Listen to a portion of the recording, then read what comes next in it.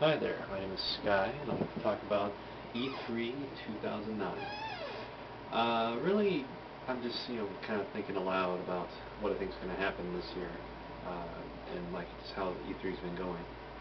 I'm very fascinated by the whole aspect of Electronic Entertainment Expo because of how it's a coming together of a genre, a a medium, which is video games, a population, which is people who play video games, uh, the people who make the video games, the manufacturers, and then advertisement as well.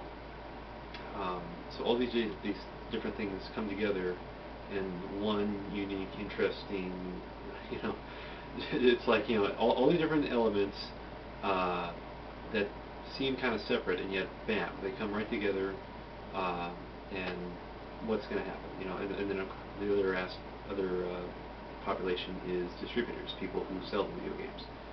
So all these different groups come together, uh, and how? What's the purpose? Why? What's the outcome? What do we see happening? Um, but so first, let's talk about the video games and where the video games are going.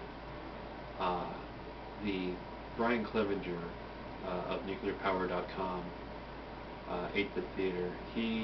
I believe he said, like, I want to say 1987 or so, uh, or not 87, but I want to say like either 97, 98, maybe 99, um, made the comment that when, or was it some other, man, I'm trying to remember now because while I'm trying to put the story together in my head, um, but it was either he or somebody he knew made the comment that between like 1987 and 1997, you saw a dramatic change and increase, or like just a real change in the way video games looked.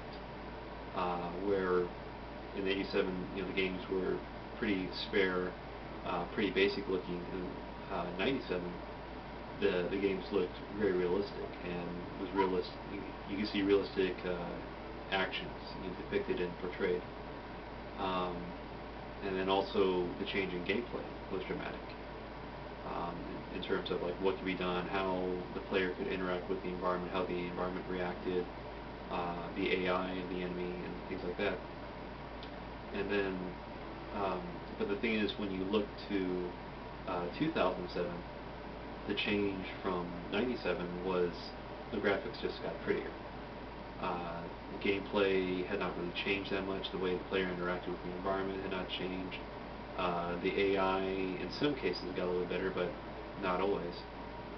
And so basically things that kind of just stayed the same, uh, from '97 to 2007. So uh, what I'm what I saw at last year's E3 2008 was, well, okay, so further back, so 2007, you had this saturation of first-person shooters, and just so all these basically clones of the same concept. The player looking straight forward, weapon in hand, blast away at the enemies. Enemies does whatever, um, you know that sort of thing. In some cases there was a rock paper scissors element to the gameplay, specific weapon for a specific enemy, but otherwise it was just however how well can you move to avoid, how well can you aim to shoot, and then what were the game mechanics involved as well. So uh, in 2008, what we started seeing was games that started expanding out or started um, going differently. And in cases like Half-Life 2 and its sequels, the different episodes, what was going on was interaction of the player and the environment, how the environment um, became more organic. It became more realistic. If the player was moving around, it really did seem that there was a living, breathing world. And various games, especially by companies by BioWare, have expanded on that in terms of just fleshing out the world, adding in NPCs and a sort of realistic feel to things. and especially in terms of storylines. Um, and so that's something that you saw back in older games where they're more text based, and how it was through text that the player was able to expand the world and what could be done in the world.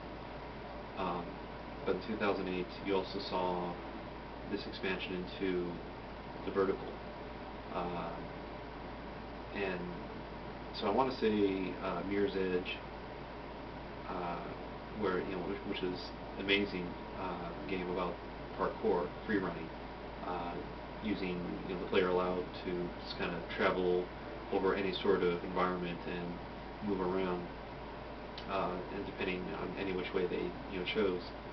Um, you saw similar aspects of that with Prince of Persia, um, and there's some other games, but one game that also stood out was Damnation, where you could see where the player could, or like a lot of exploration of the vertical elements, um, but still, more, some, to me it almost seemed still a bit of the platform game. It's just that they, expanded the elevation of things. And there was one game which XPlay gave a negative review to. I'm trying to remember the name of it now, but you could deform the environment. Either raise up or lower down the elevation of certain parts of land to using a weapon, and so that way you can radically change the landscape of a battlefield. By the end of it.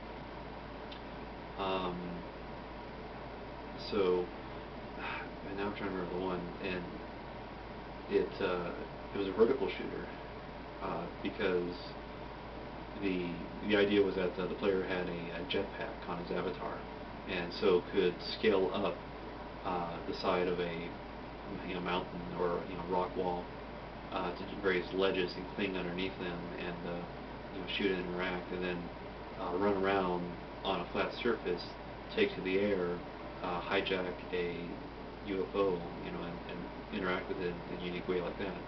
So that was a very interesting exploration of the gameplay elements like that. Um, and when they're saying, "Oh, any multiplayer?" It's like, so like look, it took us a lot of work just to make this, and it's like, yeah, that's what I really liked and appreciated about that, was that they really wanted to hone the freedom of movement that the player could have in this environment. Um, so another aspect of like expansion you saw is this with Red Faction Guerrilla, running around on a Martian landscape, and sort of anything you see can be destroyed. So that's something good and interesting, which is to be expected, because that was also part of Mercenaries. Um, and so it was just, I guess, like one more step in that direction. So that's kind of like what we saw, so far, is how much more immersive is the environment, and this is the same you can see with Fallout 3. Um, increase in how you can interact in a vertical element of the game, so the player's not always stuck at one level, and the interaction with the environment.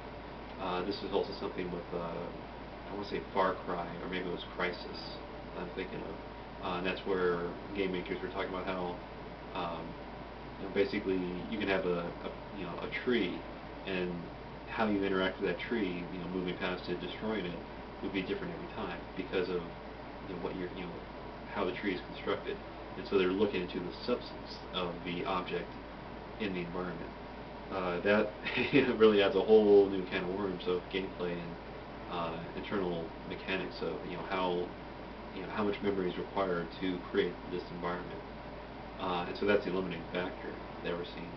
So with Moore's law coming along, of that, the expansion of processing power, you're probably going to see that happen. That the items within the environment are going to radically change and basically take on more qualities, and there'll be more interaction with them as a result.